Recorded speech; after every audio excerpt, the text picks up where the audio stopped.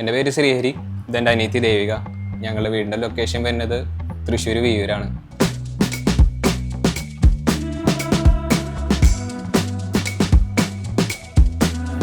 ഇപ്പോൾ house warming ഫംഗ്ഷനൊക്കെ കഴിഞ്ഞു.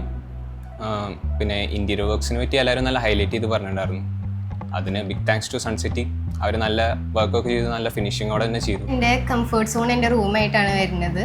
നല്ല കളർ തീമായിരുന്നു. ഞാൻ വീട് പണിയുമ്പോൾ തന്നെ പാരൻസിനോട് പറഞ്ഞിട്ടുണ്ടായിരുന്നു നല്ലോണം സ്റ്റോറേജ് വേണമെന്ന്. എന്താണെന്ന് വെച്ചാൽ കുറേ ബുക്സ് ഒക്കെ ഉണ്ട് എനിക്ക്. സോ എൻ്റെ റൂമും കസ്റ്റമൈസ് ചെയ്ത് സൺസിറ്റി തന്നെയാണ്. വീട് പണിയുന്ന ടൈമിൽ തന്നെ ഞാൻ പ്രത്യേകം പറഞ്ഞിട്ടുണ്ടായിരുന്നു ലൈക്ക് കസ്റ്റമൈസ് ചെയ്ത് ഇങ്ങനെ ഒരു ലോഗോ ചെയ്യണമെന്ന് എൻ്റെ റൂമിൽ. സോ പേഴ്സണലി പറയുകയാണെങ്കിൽ അതാണ് എൻ്റെ വീട്ടിലത്തെ ഏറ്റവും ഫേവറേറ്റ് പാർട്ട്. ആ ഒരു ലോഗോ നന്നായി ചെയ്തിട്ടുണ്ട് അവർ പാനൽ പോലെ. പിന്നെ ബാക്കി പറയുകയാണെങ്കിൽ ഇഷ്ടംപോലെ സ്റ്റോറേജ് സ്പേസും കാര്യങ്ങളൊക്കെ അവർ ചെയ്തു തന്നിട്ടുണ്ട്. എന്നുവെച്ചാൽ എൻ്റെ മെയിൻ കൺസേൺ എന്ന് വെച്ചാൽ അത് ഒരിക്കലും എന്ന് വെച്ചാൽ പുറത്തേക്ക് വിസിബിൾ ആകാൻ പാടില്ല. ഇപ്പോൾ ബുക്സ് ആണെങ്കിലും എന്താണെങ്കിലും ലൈക്ക് അത് നല്ല ക്ലോസ്ഡ് ആയിട്ടുള്ള ഒരു ഏരിയയിൽ തന്നെ ആയിരിക്കണം. അതപ്പോൾ നല്ല രീതിക്ക് അവർ ഇഷ്ടംപോലെ സ്റ്റോറേജ് സ്പേസ് അതേപോലെ ഇങ്ങനെ ചെയ്തു തന്നിട്ടുണ്ട്.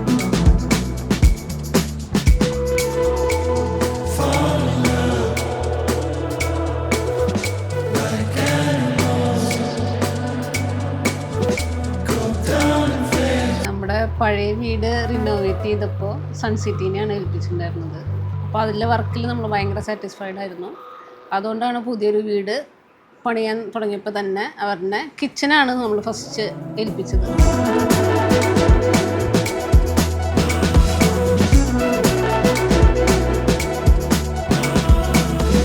നമ്മുടെ കിച്ചൺ ചെറുതായിരുന്നു. അപ്പോൾ അതിൽ ഐലൻഡ് പറ്റില്ല എന്നുള്ളത് ഭയങ്കരമായിട്ട് ഒരു ഡിസ്കഷൻ നടന്നൊരു സംഭവമാണ്. ലാസ്റ്റ് സൺസിറ്റിക്കാരാണ് അവിടെ ഐലൻഡ് പറ്റും, അതും നമ്മൾ പണിത് തുടങ്ങിയിട്ടുണ്ടായിരുന്നു. ഓൾറെഡി എല്ലാ വർക്കും ഏകദേശം ആയി തുടങ്ങിയിട്ടുണ്ടായിരുന്നു. എന്നിട്ടും അതിൽ തന്നെ അവർ ഐലൻഡ് ചെയ്ത് തന്നു.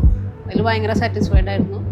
ആദ്യം ഏൽപ്പിച്ചത് കിച്ചനായിരുന്നു. അതിൻ്റെ ഒരു പെർഫെക്ഷൻ കണ്ടിട്ട് തന്നെയാണ് നമ്മൾ ബാക്കിയുള്ളതും കൂടി അവരെ ഏൽപ്പിച്ചത്. പൂജാ റൂമിൻ്റെ കാര്യം പറയുകയാണെങ്കിൽ നമ്മളുടെ ഡൈനിങ്ങിൽ തന്നെയാണ് പൂജാ യൂണിറ്റ് ഉള്ളത്. അപ്പോൾ അവിടെ ഒരു ഡോറ് വേണം എന്നുള്ളത് നിർബന്ധമായിരുന്നു. അത് സാധാരണ നമുക്കൊരു ഓപ്പൺ ഡോർ കൺസെപ്റ്റ് അതിൽ പറ്റില്ലായിരുന്നു. ചെറിയ പൂജാ റൂമാണ്. അപ്പോൾ ഒരു സ്ലൈഡിങ് ഗ്ലാസ് ഡോർ എന്നുള്ള കൺസെപ്റ്റിലേക്ക് വന്നതും അതൊക്കെ അതേ പെർഫെക്ഷനിൽ ചെയ്തു തന്നതും സൺസിറ്റിയാണ്. അവരുടെ ഒരു കഴിവ് തന്നെയാണ്. അതുപോലെ പിന്നെ ബെഡ്റൂമിലേക്ക് മാസ്റ്ററിലേക്ക് പോയി കഴിഞ്ഞാൽ ഞങ്ങളുടെ വാർഡ്രോബിൻ്റെ സ്ലൈഡിങ് ഗ്ലാസ് അതും അതെ നല്ല ഫ്ലൂട്ടഡ് ഗ്ലാസ്സിൽ കെയിൻ വർക്കൊക്കെ ചെയ്ത് നല്ല രീതിയിൽ ചെയ്തു തന്നിട്ടുണ്ട്.